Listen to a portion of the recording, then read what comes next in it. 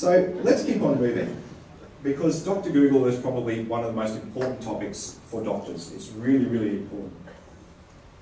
Who's this chicky babe? Yes, it's the stalker girlfriend. Which is kind of funny, because Google Earth is fantastic. When I moved from Byron Bay to Melbourne, I had a CAT quality garage sale, and we were all dressed in CAT quality gear, and the Google van came past. So if you look up 27 Clifford Street, Byron Bay, there's me, standing on the side in a CAT quality thing on Google Earth. It was rocking. I just couldn't believe how lucky I was.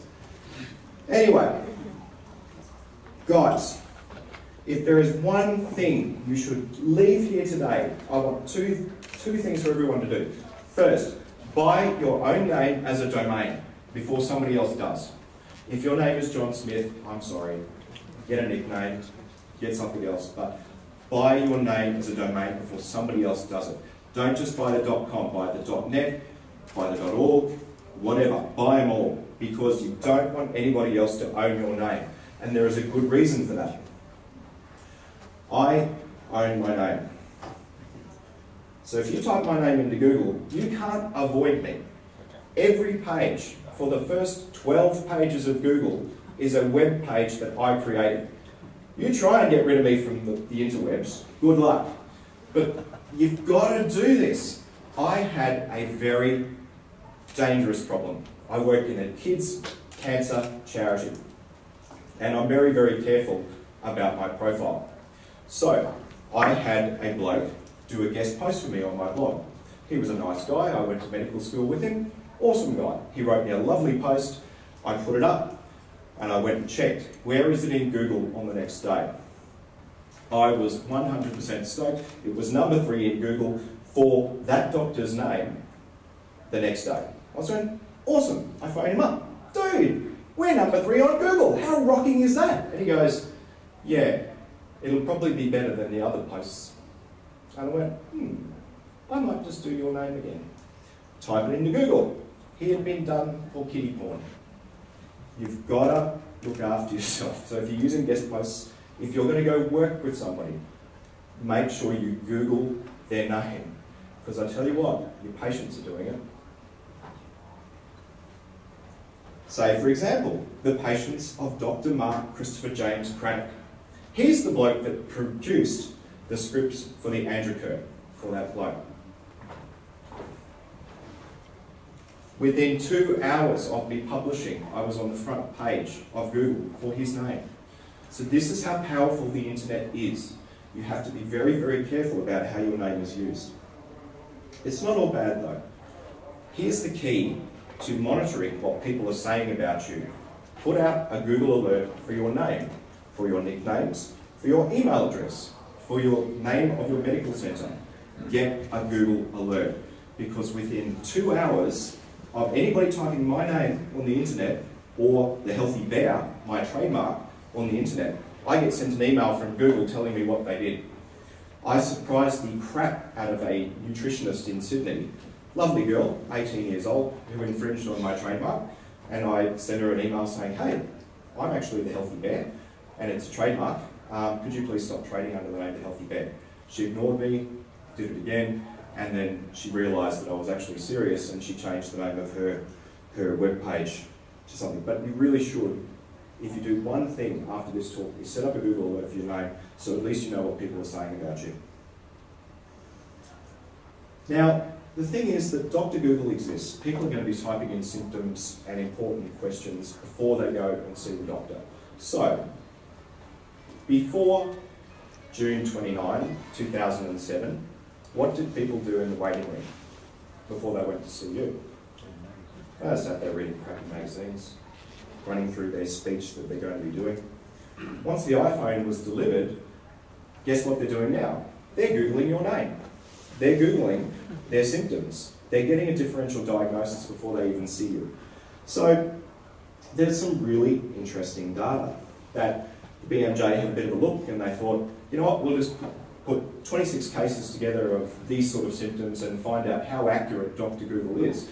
And as it is, Dr. Google is actually quite accurate. That, you know, out of 26 cases, it got more than more than 50% of the actual things correct. So, you know, it doesn't harm to do a bit of a search. And I often will Google search stuff. If people turn up with weird stuff with me, I'll always Google search it. I had a patient that was came from America, very dishevelled, who had the most extraordinary story about how he had to get OxyContin. He was flown to Australia to be present. Oh, what's he doing? He was a star witness in some coroner's case or something. His friend who just suicided, and he was going, oh, you know, my physician is very, very famous in New York. You'll have no problems, you know, Reggie Gitch, give me the OxyContin script. And I was just there going, oh, that's okay, well, I can Google search his name. And he just didn't keep on turning up, so it was really weird. Anyway, he didn't leave with OxyContin. When I was in psychiatry, I had a pet peeve.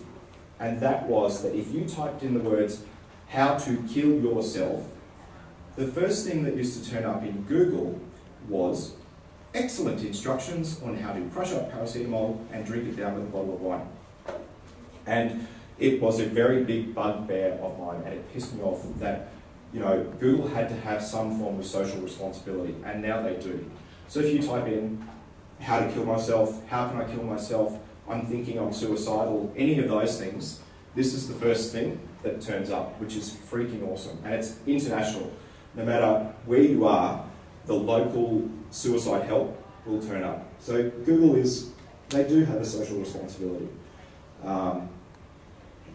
As GPs, getting to know a little bit about SEO, search engine optimization, is probably a useful thing because you want patients to turn up to your door. So it doesn't hurt to actually be able to be #1 in Google for GP in, say, Ballina. And that's what I did for my boss. I set up a website so he would be the first GP that turned up in Google when people did search. And it wasn't very hard. It was an afternoon thing, but if you don't want to do it, there are plenty of people who can do that for you. But it's worthwhile considering, where do you guys show up in Google? Can people actually find you? So instead of GP Ballina, what about Grant Street Clinic, where I used to work? And this is the best thing, is that because the website had a number of pages, we took up the first third of the page, which is called above the fold. So it's really hard to avoid the Grant Street Clinic when you go searching for it. Another thing that's important is, are you on Google Maps? Because people need to actually find your front door. And Google Maps is very, very simple. You just put an application into Google with your address.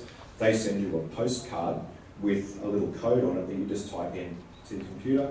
Wham, bam, thank you, ma'am.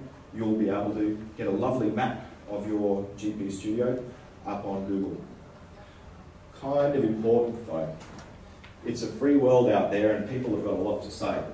The only people that really put in reviews are people who are pissed off.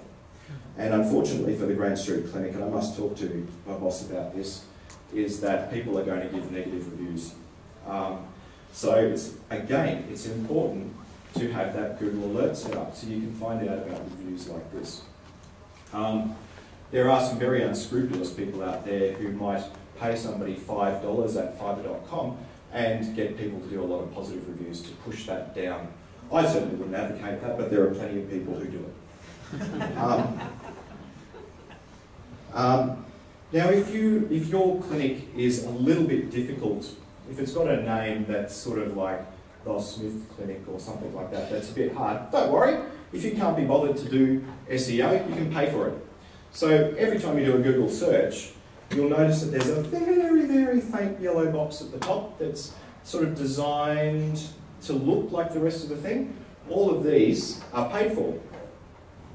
And if your opposition was to, I don't know, optimise their website for the name of your clinic, and you can't beat them to #1 in Google, you just pay for it at above. And it's pretty cheap. For a GP clinic, the competition is very low, and the price is set by the amount of competition.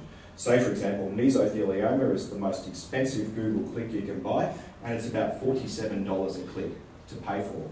However, if you were to buy the name of Grant Street Clinic, it probably costs 2 cents a click. It's really worth considering buying the name of your clinic, at least first, until you get the other stuff done. And you may have noticed that I did mention there about how you could all, I don't know, optimise your website to the name of the other clinic. Not a bad idea. Not a bad idea. Something to think about. Any questions about Google? Yes? When you said $47 a click or 2 cents a click, what are you actually talking about? Okay, so if you want to buy advertising on Google, if you want to turn up in these terms, you open an account and you say, I would like my ad, which you write out yourself, to turn up for these particular searches. So say, I want, every time somebody types in, find a GP in Ballina, I want my ad to turn up. And then Google will go and have a look at your website, see whether it kind of relates to the things you're talking about, and then it will set a price, which is all a bit random. But, and then every time somebody does a search for GP Ballina, GP Ballina, GP Ballina, your ad will turn up, but you only pay if somebody physically clicked on the ad. Google is pretty expensive for advertising. You're much better to use Facebook. Facebook is heaps cheaper. Heaps cheaper, and people spend more time on Facebook than they do on Google, which is kind of the next part. But yeah, any other questions about Google? In terms of business, how much business do you think that ad brought in the balance? I didn't buy that. I got it for free because I set up the web page in such a way that it would always be number one for find a GP in Ballina, Dr. Ballina. What percentage of the workload came through the website? With regards to that clinic, I don't know. I'm number one in Google for Gay GP Melbourne, and I probably get about 3 or 4 people each day who found me that way. And a number of people find me through my blog as well. For buying domain names, do you use Australian, like Melbourne IT, or do you buy from like cheapest domain sellers overseas? It doesn't really matter who you buy the domains through. However, if you want to rank high within Australia, you have to buy a .com.au domain, because that instantly tells Google this is an Australian site with Australian content for Australian people. If you want to be worldwide, then you buy a .com and tell Google that it's a worldwide site. 70% of my traffic to the healthybear.com comes from America. So I've actually had to change the way I spell. I've changed a lot of the drug names and stuff like that to cater for an American market. But the 30% of Australians who do come to the website come and visit me and pay as they leave. And I don't mind that. That's fine. And if other people just get good information, great. I'm happy with that. How do you actually make money from? There's heaps of different ways. Healthybear.com is a very difficult market to make money from, mainly because Google has decided it's an adult concept. So you can't host, you can actually, these ads, you can host on your own website and people will pay you money. So if you